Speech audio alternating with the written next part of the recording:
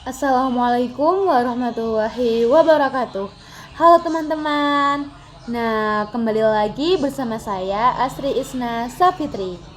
Pada video kali ini kita akan membahas mengenai penerapan ekonomi deret hitung dan juga deret ukur. Ada 3 penerapan ekonomi deret hitung dan juga deret ukur. Yang pertama ada model perkembangan usaha, yang kedua ada model bunga majemuk, dan yang ketiga itu ada model pertumbuhan penduduk. Kita akan membahas dari yang pertama, yaitu model perkembangan usaha. Nah, jika perkembangan variabel-variabel tertentu seperti produksi, biaya, pendapatan, dan lain-lain berpola seperti deret hitung, maka prinsip deret hitung dapat menganalisis perkembangan variabel tersebut, yang artinya variabel-variabel tersebut bertambah secara konstan dari satu periode ke periode berikutnya. Konstan ya teman-teman, ingat. Nah, langsung saja kita ke contoh soalnya ya.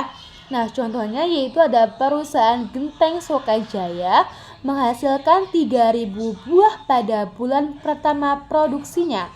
Dengan penambahan tenaga kerja dan peningkatan produktivitasnya mampu menambah produknya sebanyak 500 buah pada setiap bulannya.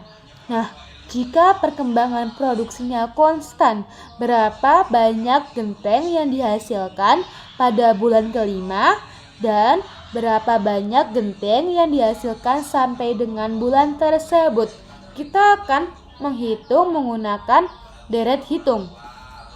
Yang pertama yaitu berapa banyak genteng yang dihasilkan pada bulan kelima.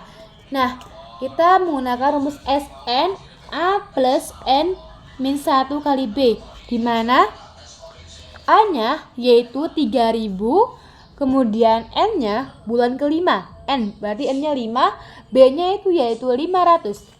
Kita masukkan saja, berarti A plus N min 1B, di mana kita masukin 3.000 plus 5 min 1 tutup kurung 500. Nah, 3.000 ditambah 5 kurangi 1 sama dengan 4. 4 dikali 500 sama dengan 2000. Nah, jadi 3000 ditambah 2000 hasilnya 5000. Jadi ada 5000 buah genteng yang dihasilkan pada bulan kelima. Selanjutnya, ada berapa banyak sih yang dihasilkan sampai dengan bulan tersebut? Kita menggunakan rumus yang JN. JN N per 2 buka kurung A plus SN tutup kurung. JN kan kita mencari sampai bulan kelima, berarti J5 5 per 2. Nah, suku pertamanya yaitu 3.000, kita tulis 3.000, dan kita udah mencari SN-nya tadi 5.000. Kita masukin sini 5.000 ya teman-teman. Jadi 3.000 plus 5.000. Nah, hasilnya yaitu 20.000. Nah, jadi ada 20.000 buah genteng yang dihasilkan sampai bulan kelima. Nah, selanjutnya kita lanjut ke penerapan ekonomi yang kedua, yaitu model bunga majemuk. Model bunga majemuk merupakan deret ukur yang dalam kasus simpan pinjam dan investasi. Kemudian ada 2 rumus dalam model bunga majemuk. Ini ya teman-teman, Fn sama dengan P kali buka kurung 1 plus I tutup kurung pangkat N. Ini digunakan jika bunga dibayar 1 kali setahun. Yang atas ya teman-teman. Kemudian yang bawah itu ada Fn sama dengan P plus buka kurung 1 plus I per M tutup kurung pangkatnya M kali N. Nah, yang Fn itu dipakai jika bunga itu dibayar lebih dari 1 kali dalam setahun, berarti per semester gitu ya teman-teman. Nah, di mana itu P adalah jumlah sekarang, I-nya yaitu tingkat bunga per tahunnya, N-nya yaitu jumlah tahunnya, dan M-nya adalah frekuensi pembayaran bunga dalam setahun.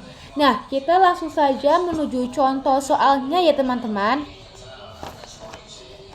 Nah, contoh soalnya yaitu ada seorang nasabah meminjam uang di bank sebanyak 5 juta untuk jangka waktunya 3 tahun dengan tingkat bunganya itu 2% per tahun.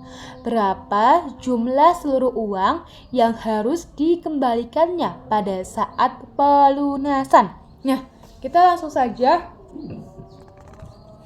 menggunakan rumus yang pertama yang P kali 1 plus I pangkat N gini teman-teman. Nah, P-nya 5 juta. Jumlah yang sekarang itu 5 juta ya teman-teman. Terus 1 kan rumus tetap. Terus kan 2%. 2% kita buat ke desimal, berarti 0,02.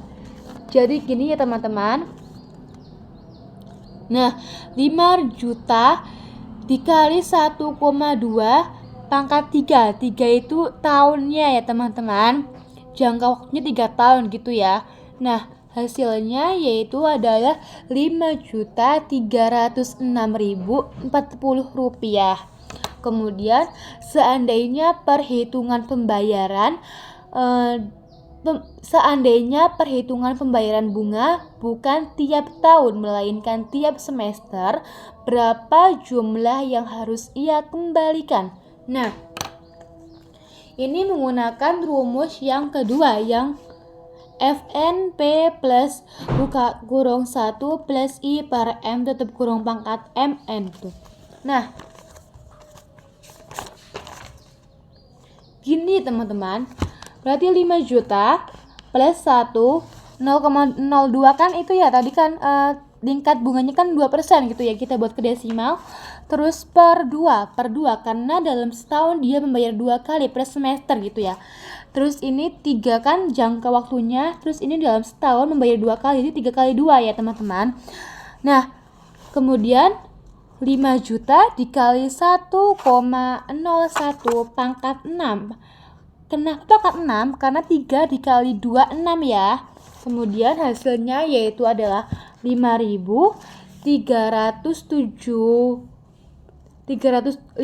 juta, maaf ya teman-teman, 5.307.600 rupiah.